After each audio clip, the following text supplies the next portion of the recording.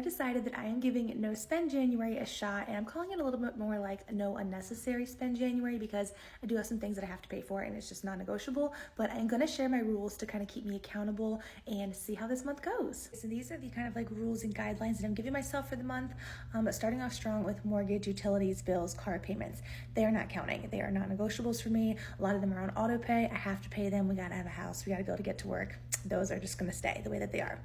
I'm also not canceling any subscriptions. I was looking through my subscriptions. I really don't have many, but those are just going to stay the way that they are as well. If I have gift cards, those are fair game. I don't think I have many gift cards. I might have an Amazon one and maybe a couple for different restaurants, but nothing crazy. So if I have a gift card for it, I can use it. And then the last one is that the FSA and HSA accounts that I have, they do not count either.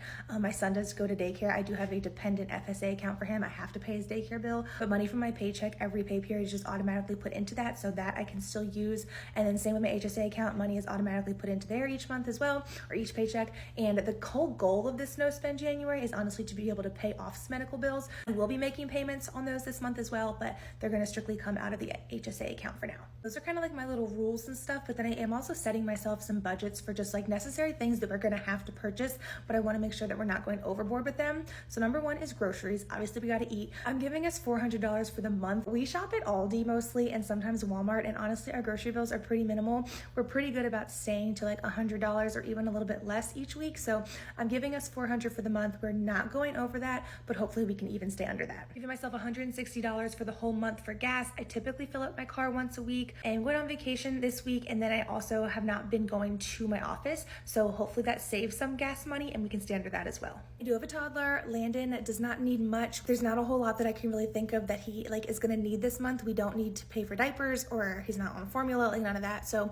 I don't know. I'm giving us $50 to spend because I just if he needs something, he needs something, and that's that. But there really shouldn't be much that we need to get for him. And then we do have pets. We have a dog and a cat. They should be fine on food because we get food from Sam's Club in bulk. So it honestly just lasts forever. But I may need to get cat litter and potentially another medication for the dog. So we have $30 to budget for that. Okay, so those are kind of the rules and guidelines I'm giving myself for the month. I'm going to try super hard to stick to them. I did make myself a little calendar to help keep track of the days and stuff so I can physically see that I'm achieving goals because that really helps. So here's my little calendar. I'm going to color in the days that I don't spend anything, any extra money that's not, allowed, in pink. So far we're on January 2nd and January 1st, I had a pink day. So that's exciting. I feel the hardest thing for me is going to be no just Amazon shopping trips.